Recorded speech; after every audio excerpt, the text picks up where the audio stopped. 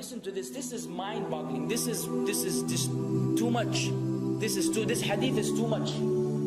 As in, it's so powerful. If you were to reflect on it, you should, maybe faint. When Allah loves a slave, He calls on Jibreel. Who's Jibreel?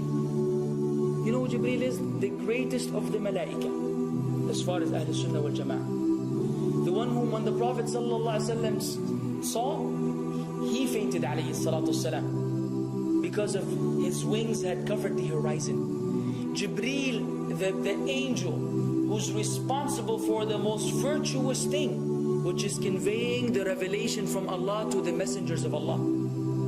Jibreel, and what do you know about Jibreel? Allah said, whoever is adu, whoever is an enemy to Jibreel, then Allah is the enemy to the disbelievers. Allah defended Jibreel in the Quran. Jibreel, the one who took the Prophet ﷺ in Al-Isra al-Mi'raj, in the ascension to the heavens. Jibreel, the malak, which we don't know what to say about, because of his honor and his virtue in the sight of Allah. Allah will call on him to share with him the love which He has for you. Allah doesn't need to do this. He could not do this, but Allah likes to do this, so He does it. He says, I love Fulan. Now I want you to think that Fulan is you. Whatever your name is, Ahmad, Mayroob, whatever your name is. Imagine Allah above the heavens, above the throne, in His greatness and His majesty, which is beyond our human comprehension, calls out to Jibreel to inform him that He loves you. And then only that, فَأَحِبَّهُ, then He commands Jibreel to love you also. So Jibreel now loves you. Allah and Jibreel love you. But it doesn't end there. Jibreel then will call upon the inhabitants of the sama. Who are they? All the malaika. How many? We can't even count.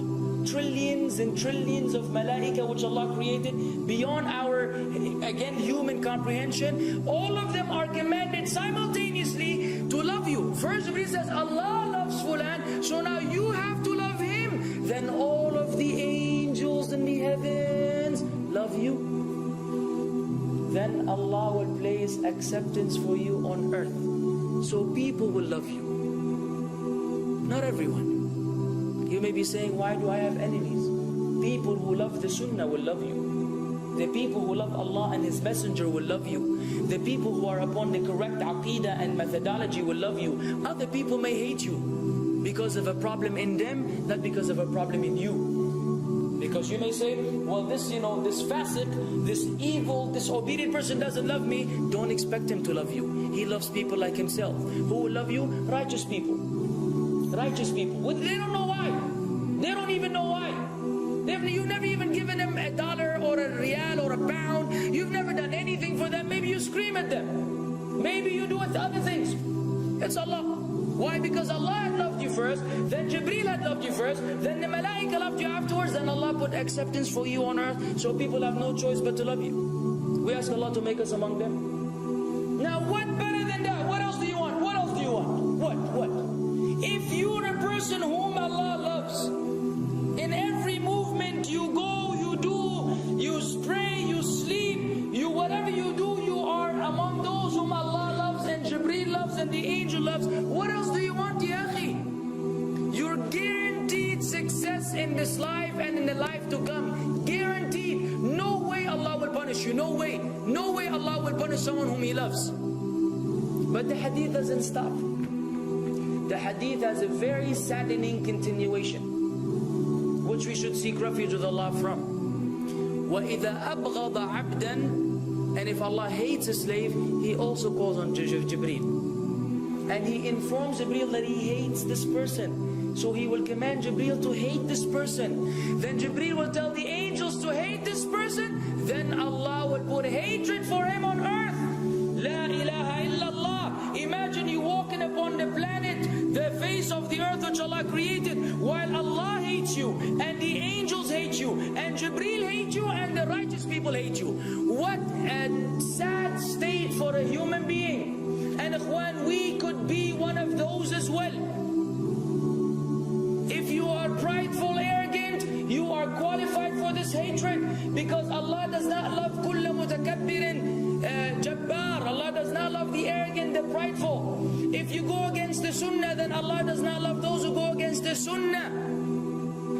If you don't observe taqwa, and you don't observe ihsan, and you don't observe tawbah and tatahur, then again we are disqualified.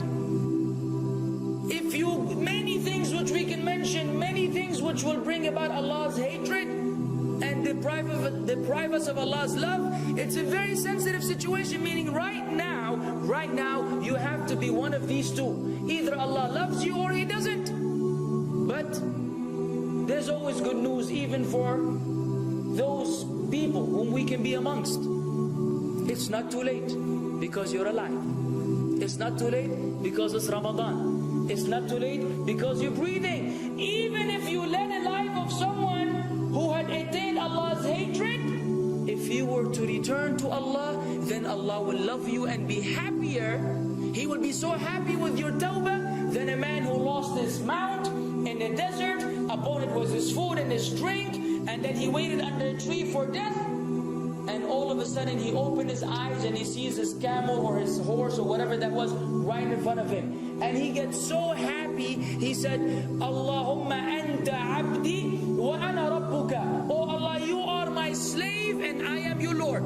Kufr. He said a statement of kufr, but the Prophet ﷺ said, أَخْطَأَ مِنْ شِدَّةِ الْفَرَحِ. He made a mistake because he's so happy. You know when you're so happy that you may say things against what you want to say? When you're so happy that you just, you say words that mean nothing to anyone? Allah is happier when you return to Him than that person. What else do we want? For how long are we going to stay away from Allah?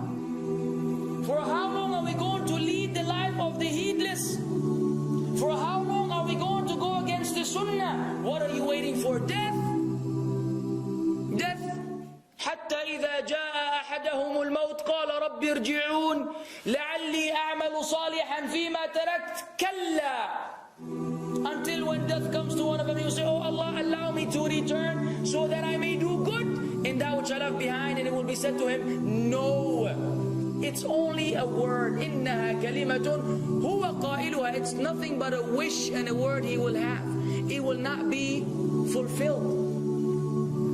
Let us not wait for death, ya akhwan. If each one of us here, by Allah, if each one of us here acted upon the sunnah, lived according to the sunnah, and invited people to the sunnah, and enjoyed what is good, and forbade what is evil, wallah, we will make a major change in the city in which we live. And if Muslims hearing this all over the world had that same attitude, then we will change the condition of the whole ummah. So no enemy can come and play games with us. We will squash them, all of them, because Allah will defend. إِن تَنْصُرُ اللَّهِ يَنْصُرْكُمْ وَيُثَبِّتْ أَقْدَامَكُمْ. If you aid Allah's deen, Allah will aid you and will keep your feet firm. But we don't even live according to the sunnah, let alone be given victory over the enemies. So we're being humiliated in everywhere we go in the world. So let us make that change. Now that Ramadan is here, now that you've been given this sudden inclination towards good, if we don't succeed, if we don't take advantage of this month, wallahi, we are losers. If Ramadan ends and you are the same way you were before Ramadan began, then one of us is a loser. If we don't return to Allah after Ramadan, then we are losers as well. So tonight, bi'idhnillah, always on our mind, attaining Allah's love, acquiring Allah's love, fetching for the sunnah and acting upon it whenever we're able to do so.